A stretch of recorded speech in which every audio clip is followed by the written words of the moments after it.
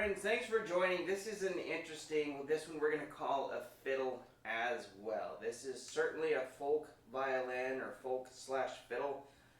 You may ask, what is a folk violin or folk fiddle? It's a violin that has been created by a probably more of an amateur or non-classically trained or non-professionally trained violin. It doesn't have some of the hallmarks of great edge work. It doesn't have some of the types of things that would come with a classically made professional violin.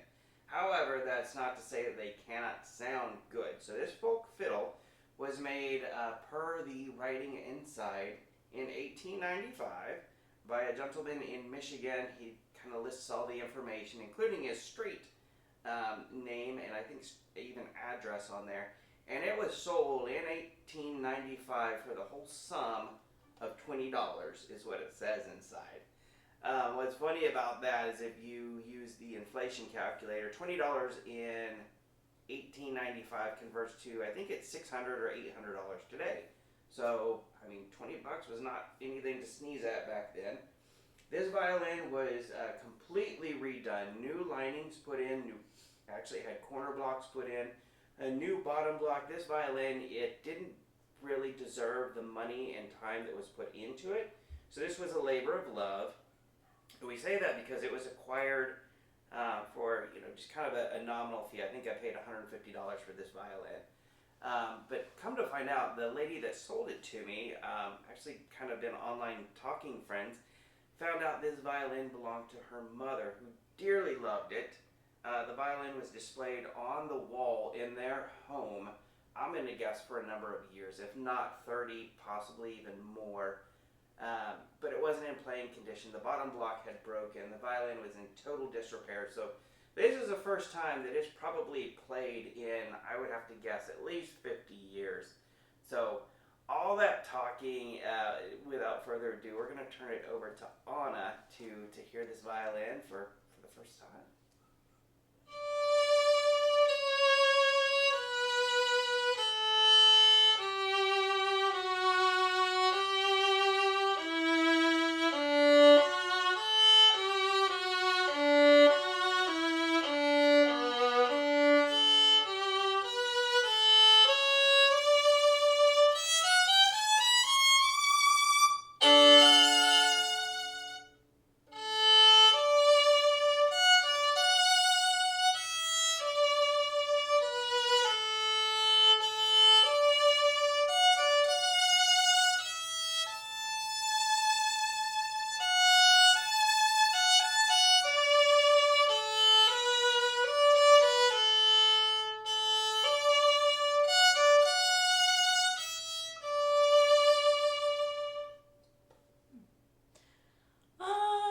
So, of course, the first difference is she's a thick one.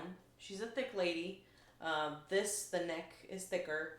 The distance between the strings is slightly bigger than normal and just average violins. So you're definitely doing a bit more hipping and skipping between strings. It's not a bad adjustment whatsoever.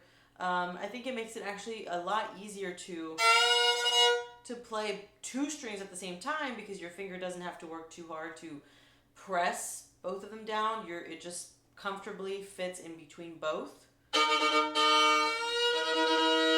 And it plays both without me having to put pressure or press my finger. I literally just put my finger in between both of them and I can get sound out of both.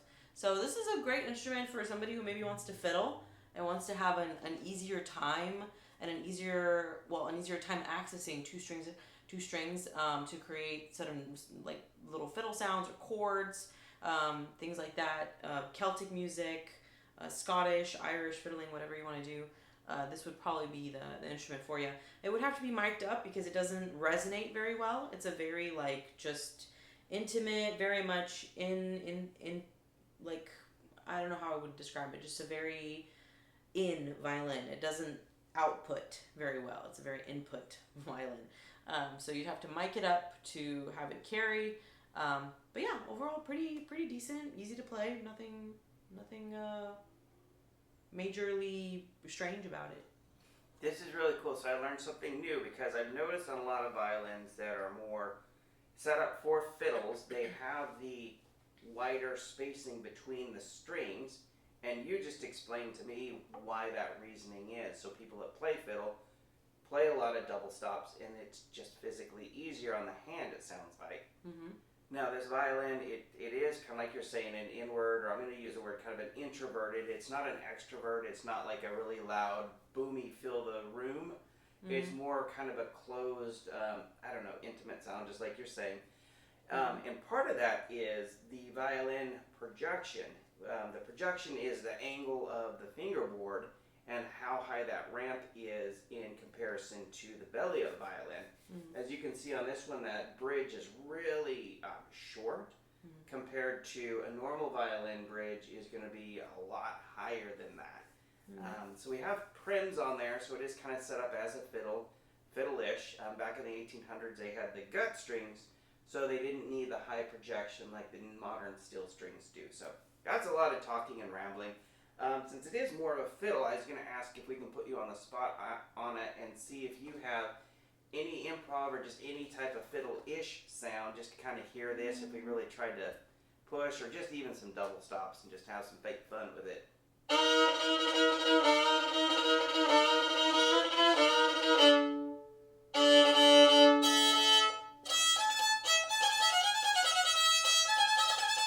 was trying to do like maybe, I can't remember how Devil Went to Georgia goes now. I'll put you on the spot. I'm going blank right now. Like, how does Devil Went to Georgia go again? But just little licks like that, pretty easy to play. Like, I've never had an easier time playing them actually than I do on this violin.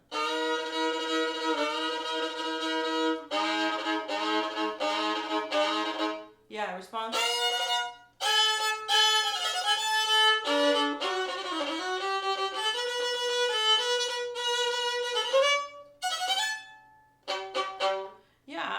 I don't know. I wish I had some stuff memorized right now. Maybe for next time I can get something.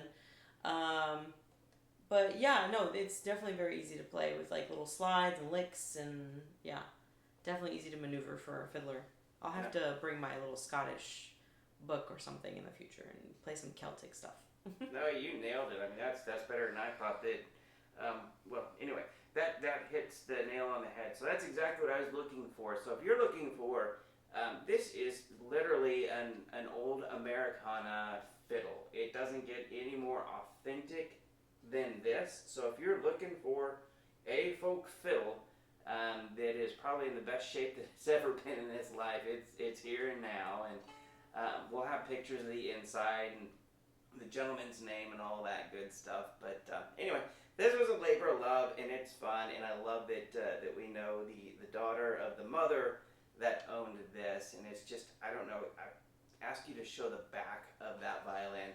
It's just gorgeous. I mean, it's for such a folk fiddle or amateur fiddle, that's what drew me to this violin, was just the quality of the materials selected. So that's all I have, and Anna, thanks for letting us put you on the spot. And anyway, thanks for listening. Play on, my friends.